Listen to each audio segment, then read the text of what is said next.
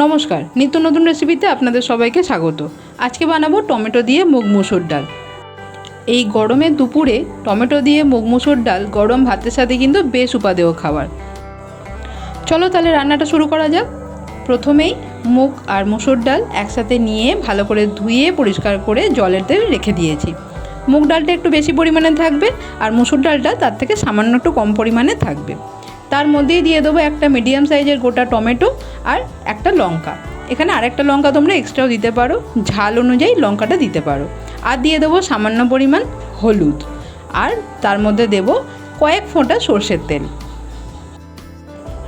এবার এতে অ্যাড করব স্বাদ মতো নুন। নুনটা পুরোপুরি স্বাদ মতো তোমাদেরকে কিন্তু অ্যাড করতে হবে।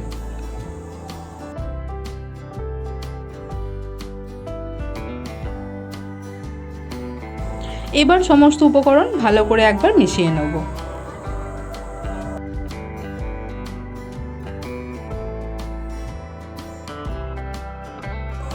এবার এটাকে ঢাকনা দিয়ে প্রায় 10-15 মিনিটের মতো কিন্তু রেখে দিতে হবে।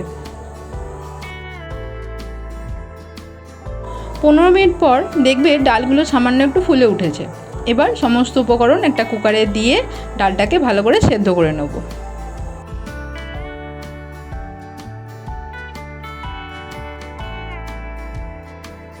আমি এখানে সামান্য পরিমাণ জল অ্যাড করেছি। তোমরা চাইলে ডালের পরিমাণ অনুযায়ী জল অ্যাড করতে পারো, আবার নাও করতে পারো।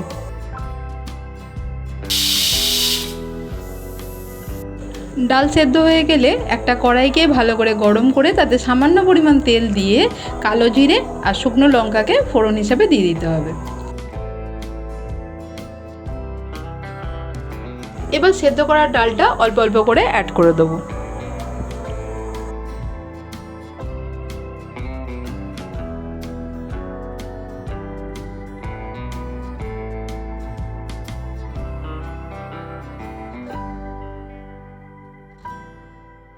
এবার সমস্ত উপকরণ আবারও ভালো করে মিশিয়ে নিয়ে ডালটাকে একটু ফুটতে দিতে হবে।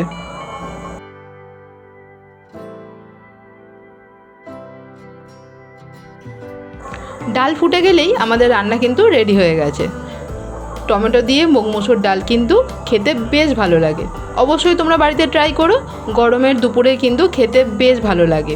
আর এর সাথে যদি ডাঁটা আলু পোস্ত অ্যাড করে দাও, বা যদি সেদিনের মেনুতে আলু চোখা অ্যাড করো, তাহলে তো আর কথাই নেই, বেশ ভালো খেতে লাগবে।